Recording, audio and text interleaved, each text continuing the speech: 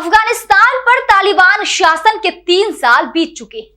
तालिबान ये वो नाम है जिससे लड़ने के अमेरिका जैसे सुपर पावर ने 20 साल तक लड़ाई लड़ी, 61 लाख करोड़ रुपए से ज्यादा की रकम खर्च की। इस दौरान उसके 2300 से भी ज्यादा सैनिक मारे गए, लेकिन उसके बावजूद भी तालिबान की वजह से अमेरिका को अफगानिस्तान छोड़ना पड़ा। हालांकि सत्ता में आने के बाद तालिबान ने अफगानिस्तान को लेकर कई वादे किए। उसने अफगानिस्तान में शांति बहाल करने की बात भी कही ताकि इंटरनेशनल लेवल पर उसे मान्यता मिल सके। यही वजह है कि दुनिया का ध्यान हटाने के लिए तालिबान एक नई रणनीति पर काम कर रहा है। एक क्रूर और 90 के दशक के अफगानिस्तान की बजाय वो सुंदर अफगानिस्तान दिखा रहा है। ऐसे में तालिबानी शासन के 3 साल बाद कितना बदला अफगानिस्तान, और आखिरकार ये तालिबान है क्या, और कैसे इसने अमेरिका जैसे शक्तिशाली देश से लड़ते हुए अफगानिस्तान पर अपना शासन स्थापित किया। चलिए इन तमाम अहम सवालों के जवाब विस्तार से जानते हैं।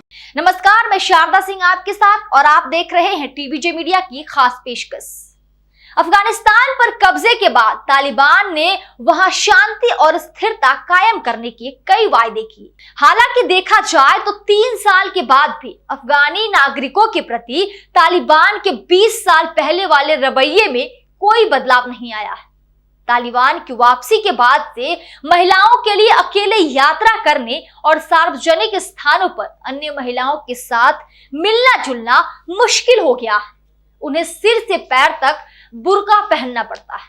वो बाहर तभी निकल सकती हैं जब उनके साथ कोई पुरुष हो। हालांकि ये सारे नियम विदेशी महिलाओं पर्यटकों पर लागू नहीं होते, और ये सब तालिबान अपनी विदेशी छवि को सुधारने के लिए कर रहा है। यही वजह है कि साल 2021 में तालिबान की वापसी के बाद अफगानिस्तान में विदेशी पर्यटकों की संख्या में भी बढ़ोतरी देखी गई। ऐसा इसलिए भी हो सकता है क्योंकि कई लोग दुनिया की अनोखी और खतरनाक जगहों की यात्रा करने में दिलचस्पी रखते हैं। न्यूज एजेंसी एपी की रिपोर्ट की माने तो साल 2023 में अफगानिस्तान में करीब 7,000 विदेशी नागरिक आए थे, जबकि 2021 में यह संख्या मात्र 691 थी। वहीं 2022 में 2300 विदेशी पर्यटकों ने अफगानिस्तान की यात्रा की थी। हालांकि अमेरिका समेत दुनिया के कई देशों ने अपने नागरिकों को अफगानिस्तान न जाने की सलाह दी है। हालांकि रिपोर्ट्स बताती है कि तालिबान का टूरिस्ट डायरेक्टरेट टूर ऑपरेटरों और गाइड को ट्रेनिंग दे रहा है। साथ ही उन्हें महिला पर्यटकों के साथ बातचीत करने के तरीके भी सिखाए जा रहे हैं। वहीं अफगानिस्तान के एकमात्र 5 स्टार होटल द सेरेना ने कई महीनों बाद फिर से वुमेन्स स्पा और सलून को विदेशी महिलाओं के लिए खोल दिया है। अपनी नेगेटिव छवि को डिफेंड करने और अंतर्राष्ट्रीय मान्यता हासिल करने के लिए तालिबान एक्स, यूट्यूब और इंस्टा जैसे सोशल मीडिया प्लेटफॉर्म पर प्रोपोगेंडा चला रहा है। ऐतिहासिक स्थलों और खूबसूरत जगहों की तस्वीरें और वीडियो पोस्ट किए जा रहे हैं। साथ ही तालिबान के राज्य में कनेक्टिविटी और इंफ्रास्ट्रक्चर सुधारने का भी दावा किया जा रहा है। लेकिन इन सब के बीच सबसे अहम सवाल तो ये है कि कैसे तालिबान ने अफगानिस्तान में अपना शासन स्थापित किया। चलिए एक नजर तालिबान को इतिहास पर भी डाल देते हैं। दरअसल तालिबान की शुरुआत 1990 के दशक से मानी जाती है। जब सोवियत संघ की सेना अफगानिस्तान से वापस जा रही थी तो वहां कई गुटों में झड़प हुई, जिसने अफगानिस्तान में तालिबान को जन्म दिया। तालिबान एक पश्तो शब्द है जिसका मतलब होता है छात्र, ऐसे छात्र जो कट्टर सुन्नी इस्लामिक पंथ को मानते थे। तालिबान का संस्थापक कमांडर मुल्ला मोहम्मद उमर था। यह संगठन उसी के इशारों पर चलता था। 1980 के दशक के दौरान उमर सोवियत संघ और अफगानिस्तान के खिलाफ युद्ध में अफगान मुजाहिदीन में शामिल हो गया। उसने 1994 में तालिबान आंदोलन की स्थापना की और 1995 तक दक्षिणी और पश्चिमी अफगानिस्तान पर कब्जा कर लिया। 25 सितंबर 1996 को तालिबान ने राजधानी काबुल पर भी कब्जा कर लिया। 1998 आते आते अफगानिस्तान के 90% इलाकों पर तालिबान का कब्जा हो गया। सोवियत संघ के जाने के बाद अफगानिस्तान के लोग मुजाहिदीन के ज्यादतियों से परेशान थे, जब तालिबान का शासन आया तो उसने शुरुआत में भ्रष्टाचार को कंट्रोल करने के साथ साथ डेवलपमेंट पर भी फोकस किया। अफगानिस्तान के लोगों ने तालिबान का स्वागत किया, लेकिन धीरे धीरे तालिबान ने कड़े शरिया कानूनों को लागू कर दिया। चोरी से लेकर हत्या तक के दोषियों को सरेआम मौत की सजा दी जाने लगी। जबरन लोगों को कट्टर इस्लामिक कानूनों को मानने के लिए कहा गया। टीवी और म्यूजिक बैन हो गए। लड़कियों को स्कूल जाने से मना कर दिया गया।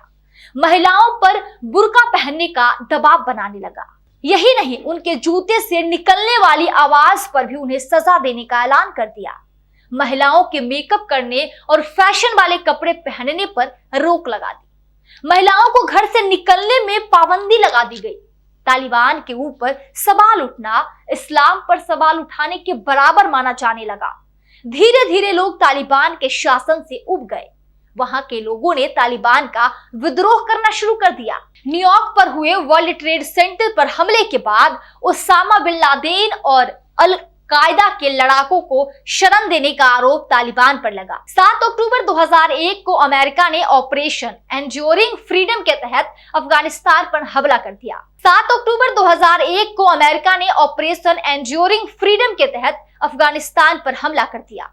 दिसंबर के पहले सप्ताह में अफगानिस्तान से तालिबान का खात्मा हो गया, लेकिन ओसामा बिन लादेन और मुल्ला मोहम्मद उमर भागने में कामयाब रहे और उन्होंने पाकिस्तान के क्वेटा में शरण लिया। तालिबानी लीडरों और उनके लड़ाकों ने छिपकर अपनी लड़ाई जारी रखी। 2009 में राष्ट्रपति बनने के बाद बराक ओबामा ने तालिबान के खात्मे के लिए लड़ाई और तेज कर दी। 2010 तक अफगानिस्तान में अमेरिकी सैनिकों की तादाद 1 लाख हो गई। 2 मई 2011 को लादेन के खात्मे के साथ ही अमेरिका का मिशन पूरा हो गया। साल 2012 में बराक ओबामा ने 33,000 अमेरिकी फौजियों को वापस बुला लिया। अप्रैल 2013 में तालिबान प्रमुख मुल्ला उमर भी मारा गया, लेकिन हिजबुल्लाह अखुंदजादा, मुल्ला बरादर, मुल्ला याकूब और सिराजुद्दीन हक्कानी के नेतृत्व में तालिबान लड़ाकों की लड़ाई लगातार जारी थी।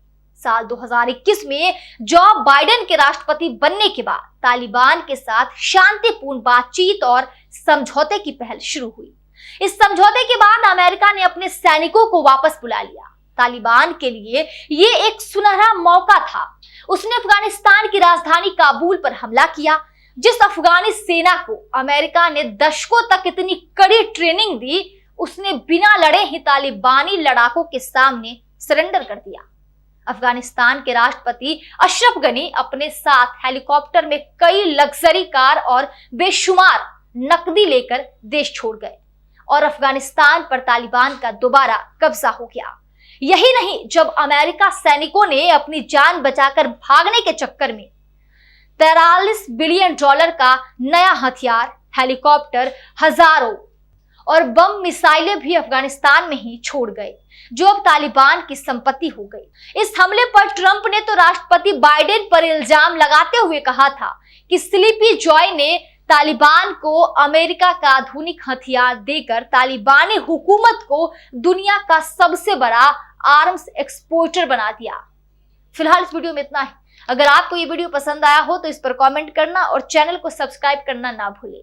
तब तक के लिए मुझे दीजिए इजाजत और देखते रहिए टीवीजे मीडिया।